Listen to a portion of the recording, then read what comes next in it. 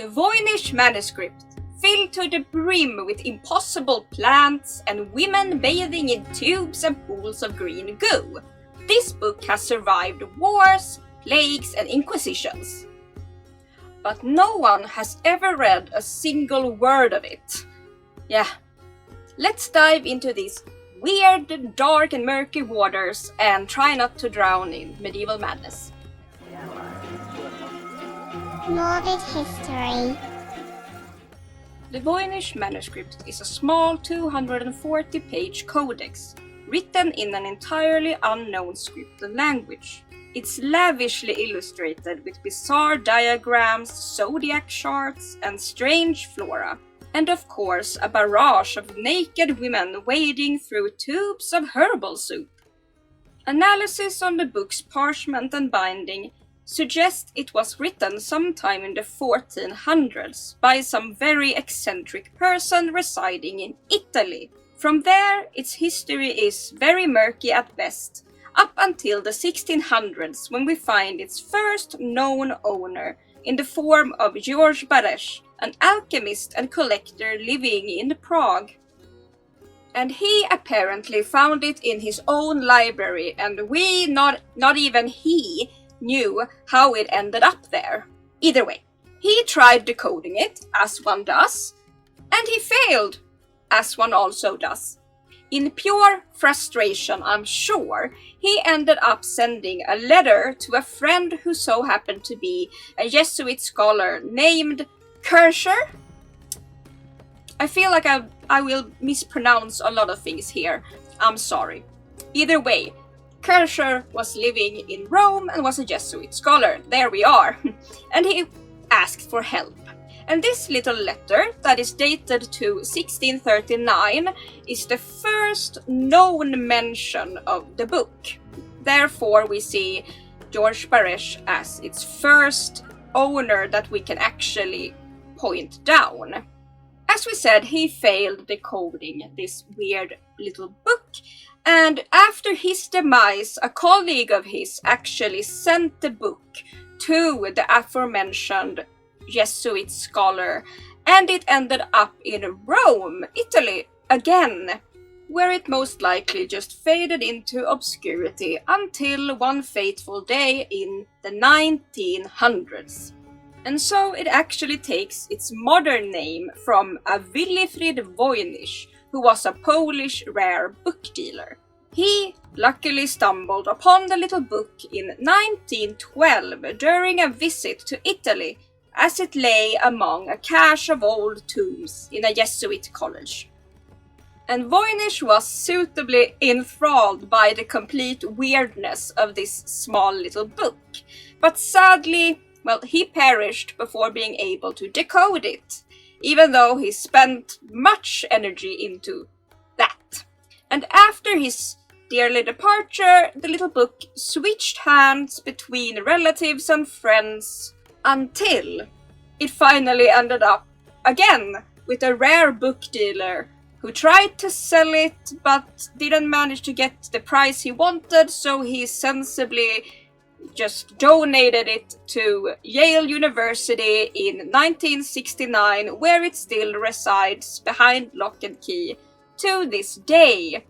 And as said, its writing, its language has never been decoded, so no one understands what this little book is actually about. Or is it about anything? We don't know. Everyone from World War II decoders and even AI algorithms as of late, and any little book eccentric person has taken a wee crack at it, and all still to this day have failed, cause it's a very mysterious book. Indeed. Scholars believe the Voynich Manuscript can be divided into 6 distinct sections. First, the herbal section. It's brimming with bizarre plant life. At first glance, it mimics a medieval botanical guide, yet none of the plants match any species we know of. Are these purely imagined, lost hybrids, or carefully guarded medicinal secrets. Some of the illustrations even appear to be copied from sketches found later in the book's so-called pharmaceutical section, as though the author built their own imaginary world of plants. And then we turn to the astronomical section, a cosmic carousel of diagrams with suns, moons, and star clusters. 12 elaborate foldouts display the zodiac, each sign encircled by 30 partially undressed women clutching stars, some even lounging peacefully in what appears to be very small tubs. Like medieval astrology met a sauna calendar.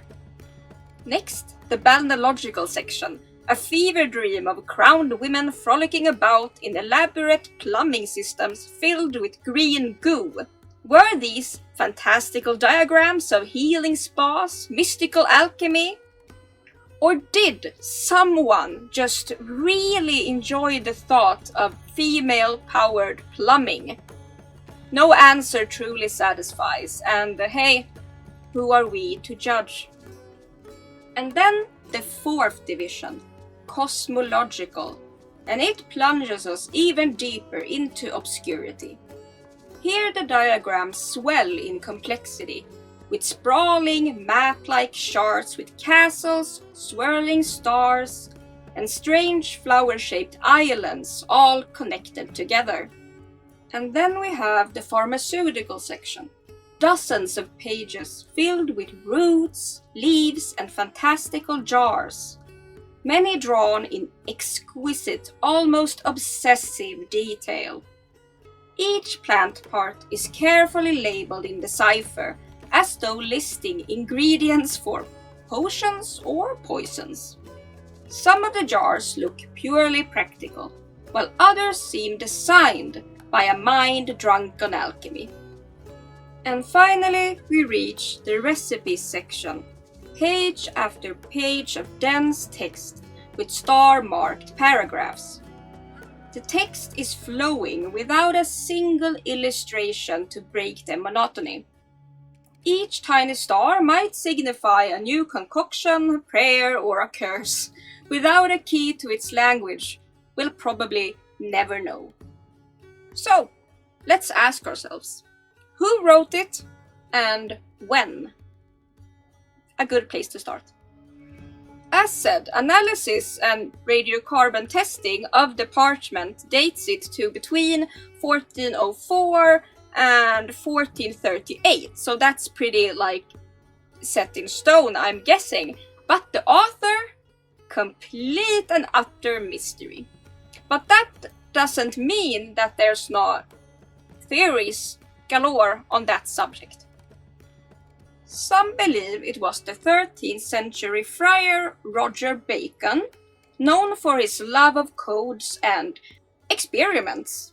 Others suggest a jaunty. He was a Elizabethan occultist and advisor to Queen Elizabeth I, or even his associate Edward Kelly, a known con man who claimed to summon angels. Some suggest it's first documented owner again, George Baresh, and his magical library where books apparently just pop out of nowhere. Others have, of course, pointed their fingers at Leonardo da Vinci, because that's just something that you have to do, I assume. It won't be proper otherwise. And of course, there are theories that Wilfrid Voynich himself just forged the thing as a little hoax to increase the value of his book collection, though that theory can be just tossed into the bin since it has already been aged, dated. We have decided upon that, so if that was the case, he must have found an empty book from the time period and actually used the proper tools to write the entire thing and come up with a weird language just like that. It feels like too much effort for a little hoax to increase some value. So yeah, here we stand and we have theories. What is it actually? Is it a hoax? Very elaborate hoax? a forgotten language or code, a constructed language like Klingon or Elvish, a mystical spiritual text of some weird cult, an alien field manual, or what I'd like to think, a guide for a secret society of herbalist plumbing women. And I'll die on that hill. The language, if it actually is one, has statistical properties of real writing. It's just too consistent to be random gibberish, and yet too strange to match anything that we know. Lisa Davis, a medieval manuscript expert, has stated as thus: the text displays a strange combination of structure and chaos.